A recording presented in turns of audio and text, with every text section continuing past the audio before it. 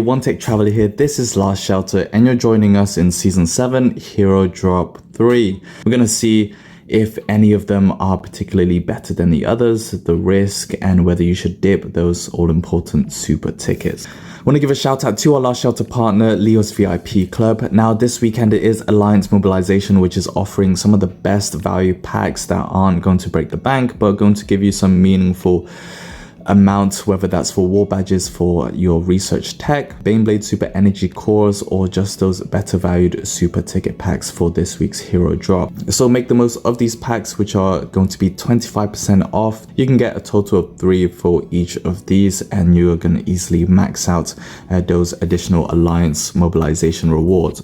So I'll put the link down to Leo's VIP Club, where you can learn more and get bigger savings. So in this week's hero drop, it is about 30-70 in terms of the weighting for the quality of heroes. The ones that are making the best heroes in this drop is Lust, Predator, and Death Rider, whereas Crusher is kind of the only sole good hero, and then Iron Sentinel, Patriots, and Hunk making the less worth. Hunk, if you already have Predator or already have a meaningful formation, then he's going to rank slightly higher. And Patriot, if you have any Valkyrie and Inquisitor, that's going to help with exclusively force tiling. And then Iron Sentinel, in my eyes, is seen as the worst of this drop.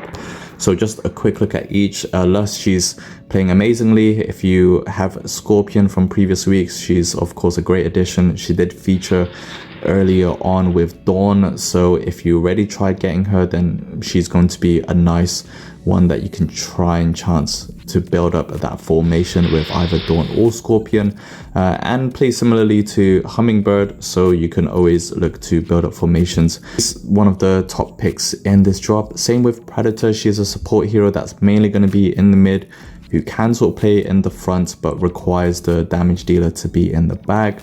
Makes that Ana, Predator, Huntress formation, or just any of the shooters for the front like Valkyrie, Shadow, Koshe. If you want to put Dawn, you can, but she's going to kind of play okay, but doesn't have much synergy with Scorpion, so you can always mix her up with a healer. I do have a maxed, so if you have any of these heroes maxed, it is going to increase the risk factor, but if you are lacking some Season X medals for hero reconstruction, then while it would be nice to develop, it's not a complete waste on what it used to be. Arguably, the biggest reason why you want to go into Hero Drop 3 is because of Death Rider.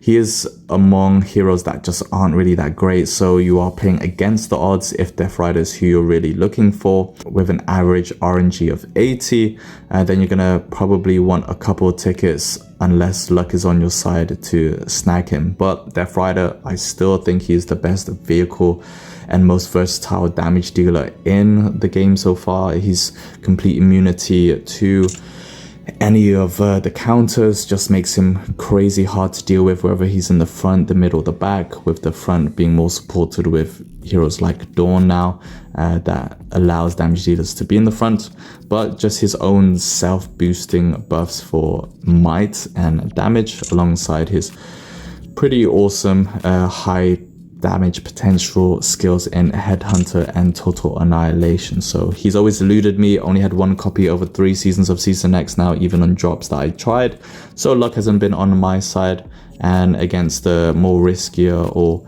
less worth backdrop, it's probably not one that I will dip into. Also, I don't have that much tickets, but Death Rider easily the best pick in this drop. And then we move on to Iron Sentinel, who I mentioned is not that great. Again, he's even further down the pecking order now that Dawn has been released. I always say he's kind of similar to Caesar, just being more of a counter and situational type of fighter, but honestly, he lacks healing. He doesn't have much punch in the kind of buffs that he is providing. And yeah, his naming protocol skills are always kind of same with Lone Wolf. Does provide some splash, but honestly, it's just not going to give you that much against the top crop. So he is definitely the biggest risk here. Crusher, I do have maxed. Again, he's a very solid front row damage dealer, high resistance, and again, you pair him with, say, Dawn, then he's going to just be a bit more of a stubborn front row. So I think his worth is slightly increased if you do have Dawn. If you don't, he's still going to be a very usable and worthwhile hero if you haven't got Kamikaze.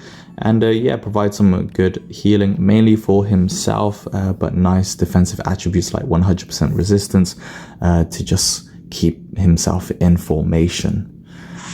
We have Hunk. Hunk is, again, one of those heroes that is quite limited, but if you place him in the right formations, he can be great.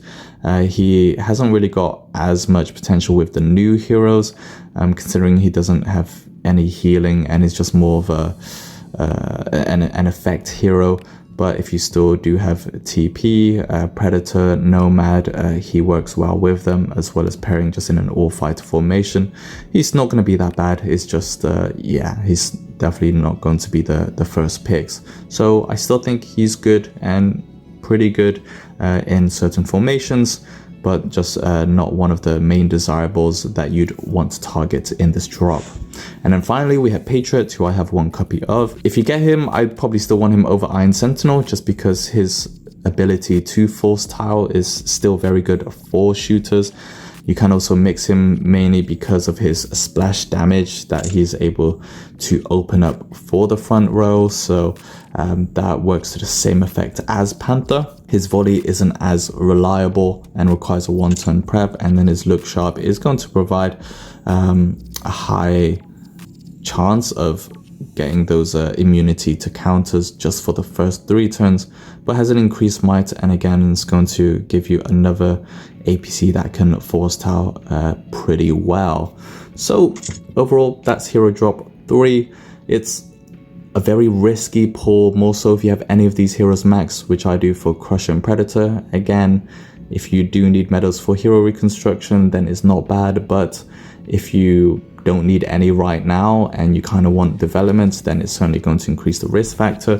Death Rider is really the only main reason that you'd want to go for this. It is a pool of 7 and he won't feature later on this season until it's the final week where all of the heroes come through. So if you want to go against the odds and have some of these heroes that you don't mind developing as a byproduct, then feel free to do it. Just make sure you have some good amount of super tickets to play with. Otherwise, look to pass. I think it's not the best quality type of hero drop, just Death Rider amping up and everyone being pretty good, but against odds. We'll see you next week. Thanks a lot for joining me, Team KBA. Check out my website at onetechtraveler.com for more Last Shelter guides, and I'll see you in the next one. But until then, keep being awesome. Peace.